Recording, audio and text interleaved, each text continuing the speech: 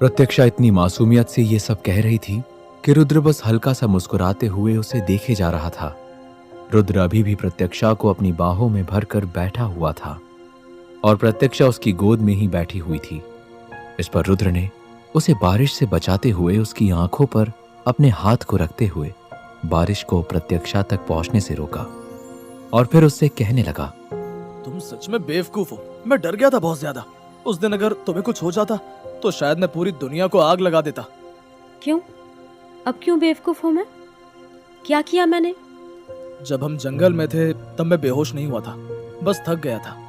लेकिन तुमने जब मेरी फिक्र में रोते हुए कहा कि तुम मुझे इस हालत में नहीं देख सकती हो, जब तुमने मेरे घाव पर अपने हाथों को रखा और मुझे सहारा दिया, तो पहली बार लगा कि जब कोई दिल से परवाह करता है तो कितना अच्छा लगता है। मैं पत्थर हूँ, लेकिन सिर्फ दुनिया के लिए, वरना इतना भी पत्थर नहीं हूँ कि किसी की बातों को और हालातों को समझ ना पाऊं। जयंत ने तुमसे वो सब कहा और कपड़े उतारने की जबरदस्ती की, और तुम मान भी गई, जबकि तुम जानती थी कि उसकी बात मानने के बाद भी वो हम दोनों को मारने की ही सोचता।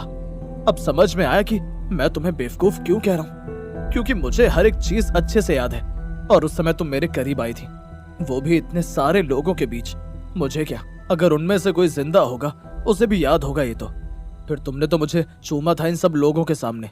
लेकिन जब हमें होश आया और हम महल में थे, तब तो तुमने कहा था कि तुम्हें कुछ भी याद नहीं। झूठ क्यों बोला तुमने? मैं झूठ नहीं बोलना चाहता था, बल्कि उस दिन मैं तुमसे अपने दिल की बात कहना चाहता था। बताना चाहता था कि मुझे सब याद है और मैं तुम्हारे लिए कुछ महसूस करता हूँ। लेकिन फिर मुझे पता चला कि तुम शर्मिंदा हो और मेरा सामना करने से हिचक रही हो। तो लगा कि शायद तुम्हारे दिल में इतना भी कुछ नहीं है जितना मैंने महसूस किया था। मैं तुम्हें और परेशान नहीं करना चाहता था, बस इसलिए तुमसे कुछ नहीं कहा। लेकिन वो पल मेरे लिए बहुत कीमती थे। प्रत्यक्षा ने अपनी नजरें नीचे झुकाते हुए रुद्र से बेहद मायूस होकर कहा, फिर भी तो तुम मुझे खुद से दूर करना चाहते थे, ये जानते हुए कि मेरे मन में क्या था। तुम इसे समझ चुके थे। हालांकि मैं नहीं जानती थी कि तुम क्या चाहते हो और तुम्हारे दिल में मेरे लिए क्या जगह है, क्योंकि पिछले दोनों ही बार तुम नशे में थे और बेहोश थे। फिर भी तुमने मुझे खुद से दूर करना चाहा। रुद्र ने प्रत्यक्षा के सर को अपने सीने पर रखते हुए उससे कहा, मेरा दिल ही जानता है कि कैसे मैं तुम्हें दूर करने का सोचता था। हम जो महसूस करते हैं वो सही है या गलत, हमारा दिल जानता है, लेकिन कभी कभी स्वार्थी नहीं होना चाहिए। मैंने अपनी जिंदगी में सिर्फ अपनों को खोया है।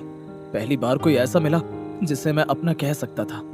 फिर ऐसे में मैं कैसे सिर्फ खुद के बारे में सोच सकता था, कैसे तुम्हें अपने पास रोक सकता था। मैंने अपनी जिंदगी में हर उस इंसान को खोया जैसे मैंने अपना कहा था। ऐसे में तुम मेरा पहला अपना रिश्ता थी। तुम्हारे साथ रहने से ज्यादा जरूरी यह था कि तुम्हें महफूज रखता, क्योंकि तुम जहां भी रहती, अगर खुश होती तो मैं अपने आप ही खुश हो जाता। वहां खुश रहती अगर तो तुम भी खुश हो जाते। इससे तो अच्छा अपने पास रहने देते, तो हम दोनों एक साथ खुश रहते। मुझे तुम्हारी फिक्र होती है कि कहीं मेरे साथ तुम भी ना कहीं फंस जाओ, या फिर मेरी वजह से कभी कोई तुमसे दुश्मनी ना निकाल ले जाए। मेरी जिंदगी पूरी तरह से अलग है, ये बाकियों की तरह नहीं है। जैसे लोग जीते हैं अपने आप को खुश रखने के लिए और अपने लोगों को खुश रखने के लिए जो करते हैं, मैं वैसा नहीं हूँ और मैं तुमसे बिल्कुल अलग हूँ। नहीं समझी, हम अलग कैसे हैं? तुम शहर की पढ़ी लिखी एक नाजुक लड़की हो और मैं यहाँ पर पला बड़ा हूँ। मेरी हकीकत क्या है वो अभी भी तुम पूरी तरह से नहीं जानती हो। हर जगह फासले ही फासले हैं। कैसे फासले? हर इंसान एक दूसरे से अलग है, तो फिर तुम्हें ऐसा क्यों लगता है कि हम अलग हैं एक दूसरे से? बहुत कुछ अलग है। मैंने 8-9 साल की उम्र में ही किसी की जान ली थी। एक ऐसे दरिंदे इंसान की इतनी प्यारी बीवी होना, कैसे संभालूं मैं ये सब? तुम बताओ। सच कहूं तो मुझे नहीं पता कि तुम्हारे साथ रहना सही होगा या नहीं। मैं दिल के हाथों मजबूर होकर तुम्हारे साथ कुछ गलत नहीं करना चाहता था, इसलिए मैंने वो फैसला लिया था। लेकिन अब मैं तुम्हें खुद से दूर नहीं कर सकता। प्रत्यक्षा को आज ये सब सुनकर हद से ज्यादा खुशी हो रही थी। इस पर प्रत्यक्षा ने अपने मन में ही सोचा, शायद तुम्हें लगता है कि तुम्हें ये प्यार नहीं मिला कभी, लेकिन मेरी कहानी, उसका क्या? कैसे बताऊं तुम्हें कि मेरी हकीकत क्या है, मेरा गुजरा हुआ कल क्या है और मेरे दिल में दफन राज क्या है? कैसे बताऊं तुम्हें कि मेरे साथ क्या हुआ था? ऐसे तो मैं भी तुम्हें धोखे में ही रख रही हूँ। प्रत्यक्षा अपनी सोच में ही खोई हुई थी कि तभी रुद्र ने प्रत्यक्षा से कहा, कहाँ खोई हुई हो? क्या एक बात सच सच बताओगी? हाँ, पूछो ना। डर लगता है मुझसे। हाँ भी और नहीं भी। अब इसका क्या मतलब है? तुमसे डर नहीं लगता, तुम्हारे साथ अच्छा लगता है, सुरक्षित महसूस करती हूँ। लेकिन जब तुम गुस्सा होते हो तब डर लगता है। रुद्र ने प्रत्यक्षा की बात को सुनते ही उसके माथे को प्यार से चूमा और उससे कहने लगा, मुझे माफ कर दो। मैंने तुम पर बहुत बार चिल्लाया, बहुत बार तुम्हें धमकियां दी और कई बार तुम्हें भला बुरा कहा, लेकिन मैं सिर्फ तुम्हें खतरों से बचाना चाहता था और मुझे समझ ही नहीं आता था कि कैसे तुमसे बात करूं। तुम्हें बुरा लगता होगा ना? मैं अब क्या बोलूं, समझ नहीं आ रहा। पहली बार तो मैंने तुम्हारा एक अलग रूप देखा था। मुझे तुमसे डर लगता था कि तुमने मेरी इज्जत पर हाथ डाला तो मुझे तुमसे नफरत भी होती थी। तुम कमाल हो। मतलब जब मैंने कुछ नहीं किया तो तुमने पूरे गांव में मेरा तमाशा बना दिया। अरे तो मुझे तब कहाँ कुछ पता था।